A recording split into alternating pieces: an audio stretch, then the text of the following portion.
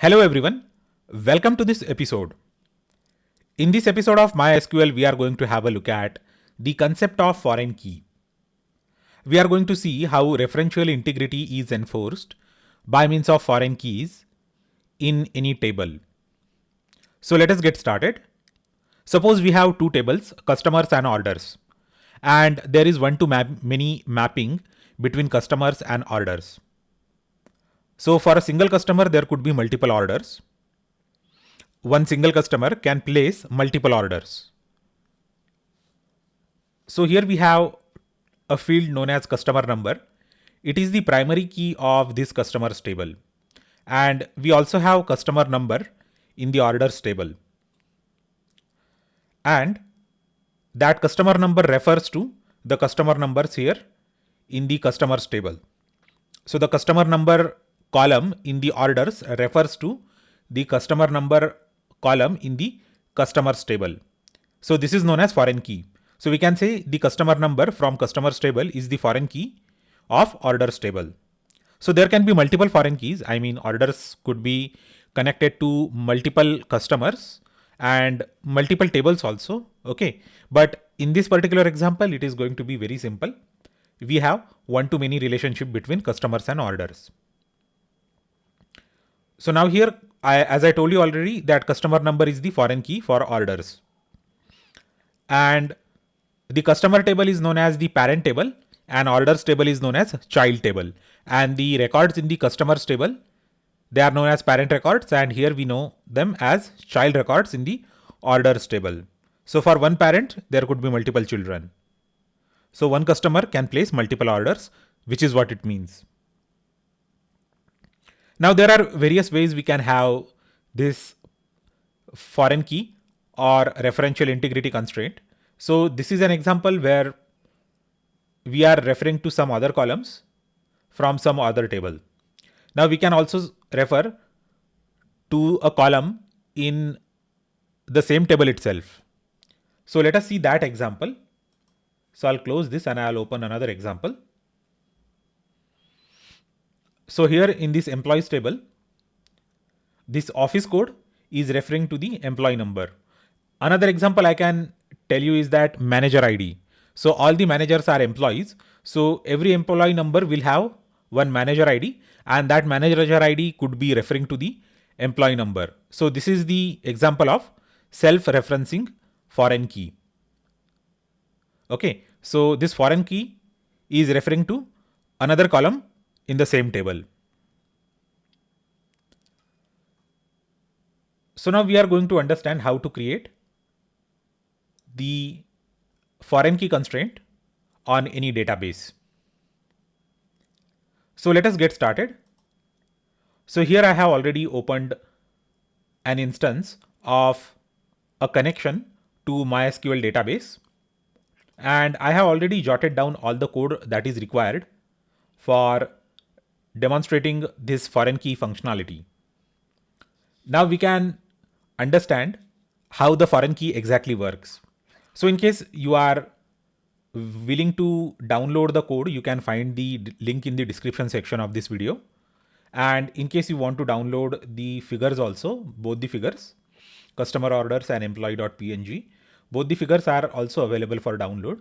I have already mentioned the repository where I have uploaded all these documents in the description section below for this video. So now let us start typing code one by one. So very big pieces of code, I will directly copy from that PDF I am referring to, because it is going to save us a lot of time in typing all the code. Okay. So first of all, let us get started by creating a database. So I will say create a new database, fkdemo, and let's execute this. And here we can see that the database has been created. We can say that show databases.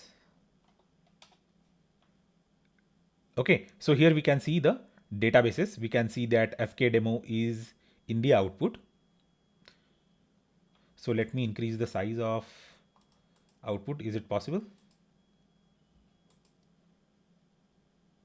Okay, so leave it for now. We can see it actually comfortably. So the new database has been created. Now I'm going to create a new table. So here I'm going to say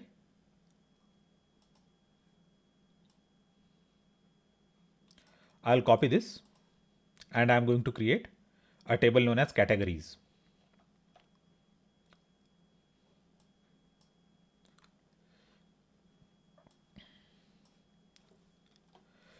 So create table, categories, category ID is integer, auto increment, and it is the primary key. Then category name varchar of 100 and it is not null. So these are the constraints. So the first column has got the primary key constraint and here we are using auto increment. So every time we are going to insert a new record, even if we don't use category ID, it will automatically increment the ID and it is going to insert the appropriate record into this particular table. And engine is InnoDB. Okay, so I will just execute this. Okay, and we can see the list of tables by saying show tables. Okay, show tables.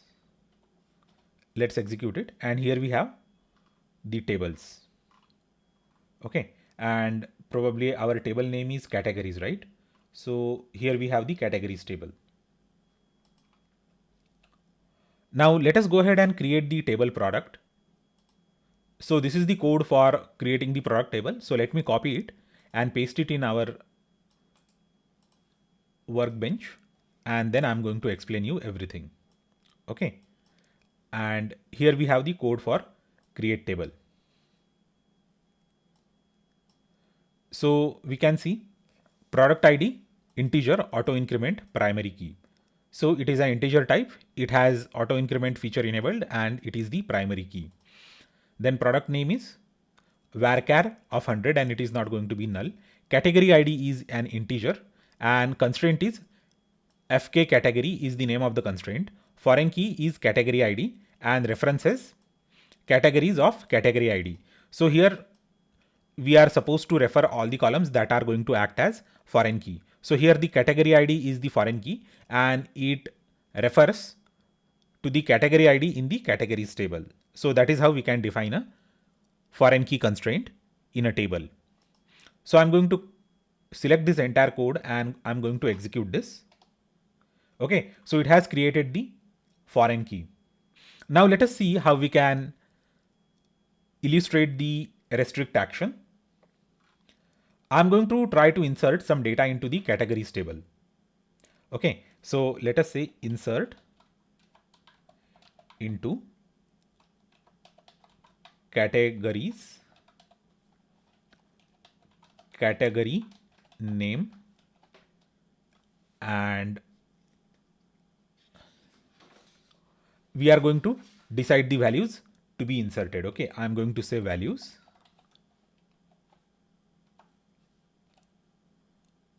Smartphone,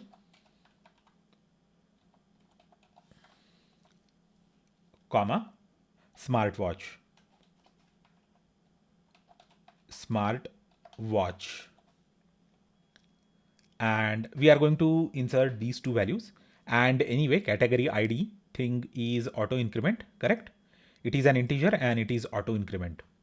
So if we just insert these two values, it should automatically insert the category ID.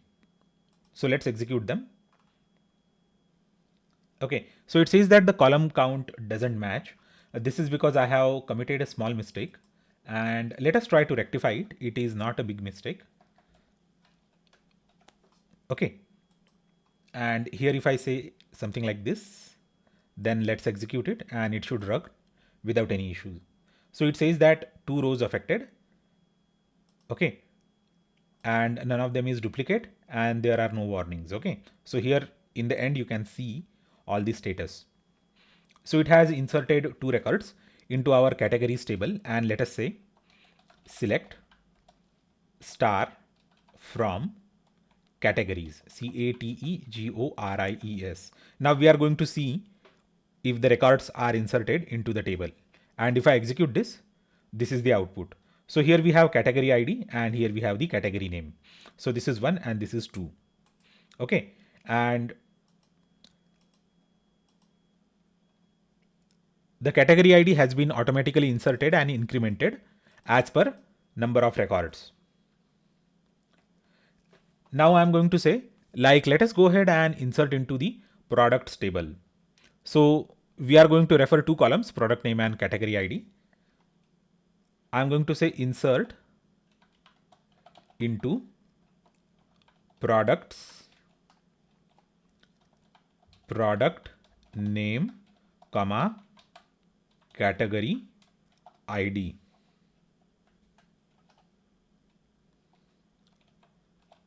Values iPhone, iPhone, comma 1. So this record should be inserted without any problem, because here we are referring to category ID 1. Okay, and we already know that the category ID 1 already exists in the categories table. Okay, so the categories table is the parent table and here products table is the child table. So let me go ahead and execute this, and it says 1 row is affected, that particular record has been inserted. Now again, let us try to insert something that doesn't exist in the parent table. So in parent table, we don't have the entry for 3. So if I try to insert something that is not there in the parent table, then it is going to throw an error. See here, we are able to see the error code 1452, cannot add or update a child row of foreign key constraint. Okay, and let us actually try to read it. Okay, so this constraint is preventing us from adding this particular row because we do not have this entry 3 as the category ID in the categories table. So this is how we can enforce the foreign key. So try to understand the entire concept. We entered 2 records in our categories table, smartphone and smartwatch. For smartphone, category ID is 1 because it is auto increment and it is primary key. And for smartwatch, category ID is 2. So we have category IDs 1 and 2. And we tried to insert a corresponding product with category ID 3 that doesn't exist in categories table. So that is why it was showing us an error, because we have enabled the foreign key constraint. So had we disabled the foreign key constraint or had we not enabled the foreign key at all right from the beginning, it wouldn't have shown us this error. So this is how the foreign key is very useful. It allows us to control what kind of data is going to be inserted in the child table. Now I'm going to show you how the cascade action is done. So I will just say cascade.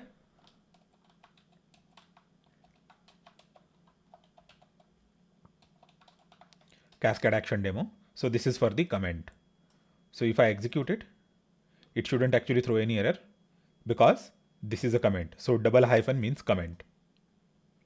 I'm going to drop the table products now. Drop table products. Let me execute this. So we have dropped the table product and we are going to recreate the definition of the table product. And here we have the product table. So all the queries that I'm executing, they are available for download in form of this PDF, as I already told you. And you can definitely find this PDF in the description section down below, where I have mentioned the link to the GitHub repository for this. Okay, so I'm going to copy this entire piece of code or snippet of code. There is more actually, but I was not able to copy it in a single go. So I will again open that PDF and I will copy it again. Copy, and let us paste it here. Okay, so now here also we are creating something. Okay, here also we are creating the foreign key, but here we are enabling the cascade option on update and delete. So create table products, product ID integer, it is auto increment and it is again primary key. Product name is varchar, and here category ID is not null, that is the constraint.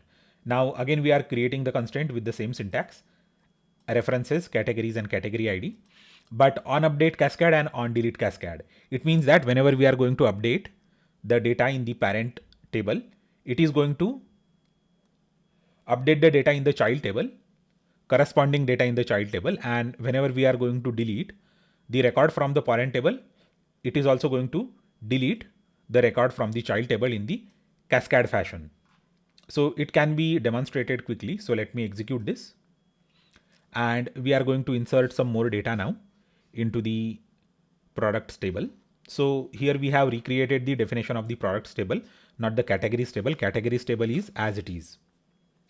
Okay, now I can go ahead and insert 4 rows in the product table, and I have code ready for that also. So I'll just copy this and execute it. So I'll explain you each and every line of code, or don't worry. I'm just copying and pasting it from the PDF in order to save some time. Okay, so here we are inserting 4 rows into the product table. So here iPhone 1, Galaxy Note 1, Apple Watch 2, and Samsung Gallery Watch 2. So first 2 records refer to smartphones and 2 last records refer to smartwatches. So we have 2 smartphones and we have 2 smartwatches. I'm going to select the entire query, insert query, and let's execute it. So let us see the result. The result is hidden here in the down. Okay, so it says that 4 rows affected, 4 rows have been inserted. Okay.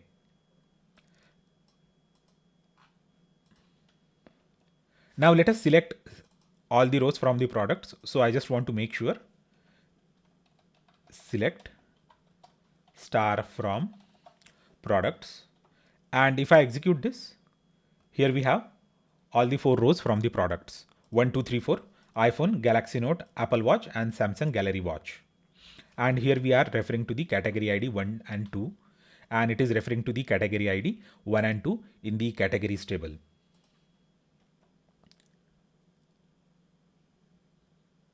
Now I'm going to update the categories in the categories table. Okay, so let us see how we can do that. Update categories, set category ID equals to 100, where category ID equals to 1.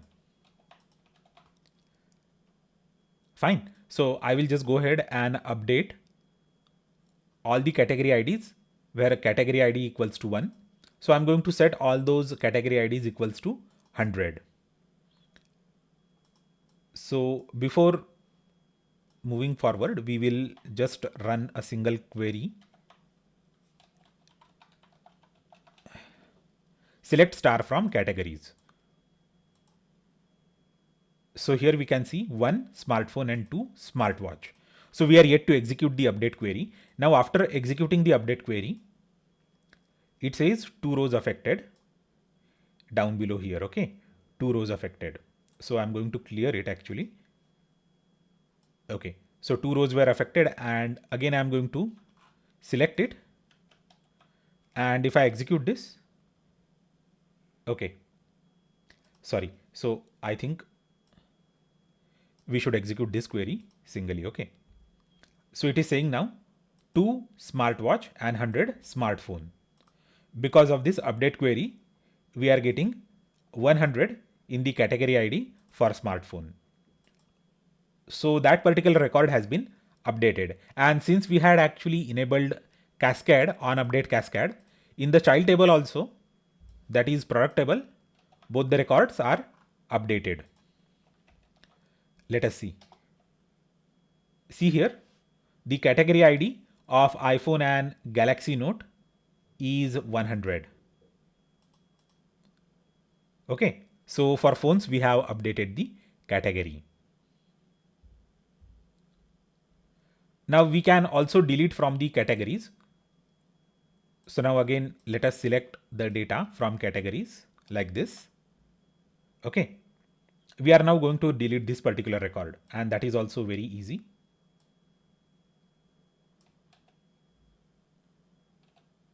Okay, so let me copy this and we are going to modify the same query for our delete operation. So here in place of update, I will say delete from categories where category ID equals to 2. That's it. It's very simple. So I will just go ahead and execute this. And here it says one row affected. And let me check the categories table again. See, here we can see only one entry, 100 and smartphone.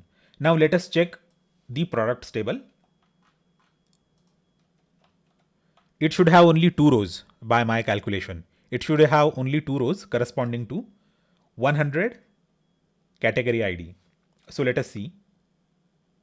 See here, 1 and 2, only 2 rows, category ID equals to 100. This is because we had enabled on delete cascade.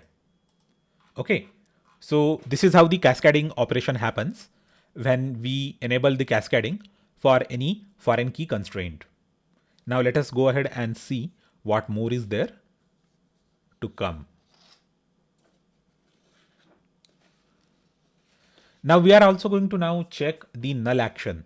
Okay, so what will happen when we turn something into null, how it is going to affect the referential integrity.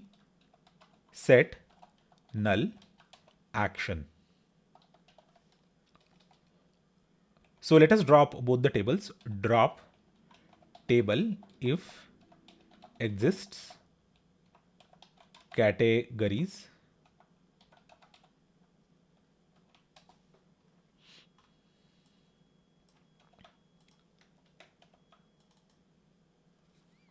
products, and if I execute this, it has actually dropped both the tables. Okay, categories and products.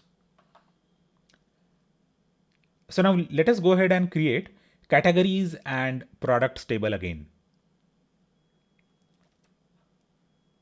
So let us go ahead and clear this first. And we already have the PDF ready, where we have the definitions of categories and table. Okay, so I will copy step by step. So first let's say categories. If I execute this, it has created the categories table. And the definition for the products table is kind of long. I'm going to explain you every line of code, don't worry. So I'm not just typing it because it is taking a lot of time to type in. Okay, that is why I have prepared the PDF. Now here we have the definition of create categories. So category ID, integer, auto increment and primary key. So it is auto increment primary key and the category name is varchar of 100, not null is the constraint. Now here we have create table products and product ID is also integer, auto increment and primary key. Product name is also varchar 100, not null. And the category ID is an integer. So it is a column such that it is referring to the category ID in the categories table. On update set null and on delete set null. So earlier we had cascade here in place of set null, but here we are just setting null on update or on delete. So earlier when we updated or deleted the parent table record, it was cascading that entire action and it was setting and deleting, updating and deleting the records in the child table. So here it is not going to take any action except it is going to set the child table records to null. So the category ID in the child table product will be set to null. So for that I will have to execute this and define the products table. And see here it has defined both the tables. It has created both the tables, categories and products. Now let us go ahead and insert the records. That is also very easy. We already have two insert statements. We will just copy that statement again and execute it. See here, two rows have been affected, two rows are inserted. And similarly, I will just go ahead and execute this particular statement as it is. And four rows are inserted. Now I'm going to update the categories. Before updating the categories, let us write select star from categories. Okay, so here we can see two records in the categories table, and I can see even two more records in the products table. And here we have four records in the products table. Now I'm going to go ahead and update the categories. And the update statement is also going to be the same. So I will just copy here this statement, okay? Update. And then we will see what sort of effect it produces. So the executed statement is also same. The scenario is same, the output is going to be different.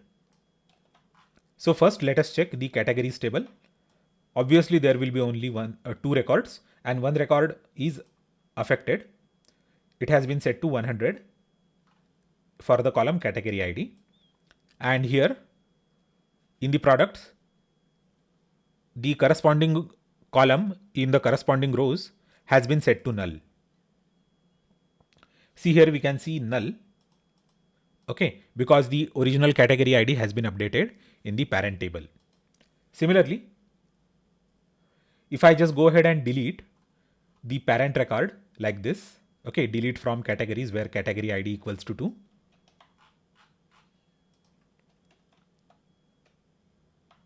Okay, it says that one row has been affected. Again, let us see the categories, select star from categories. And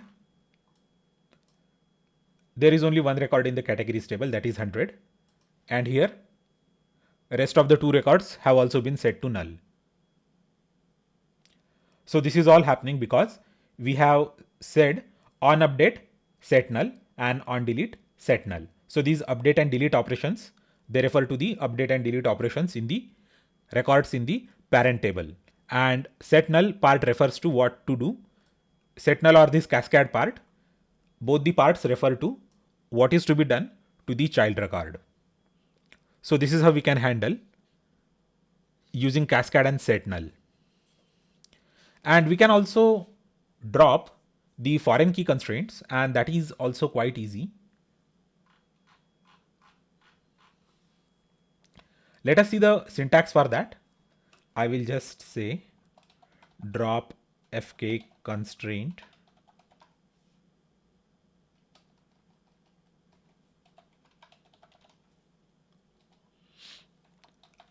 alter table name drop foreign key constraint name. Okay, so alter table name and drop foreign key constraint name, that is the syntax. So this is the template of the syntax. I should actually probably say table name like this. Okay, because this is the template, it is not the actual syntax. So we have to fill in table name and constraint name.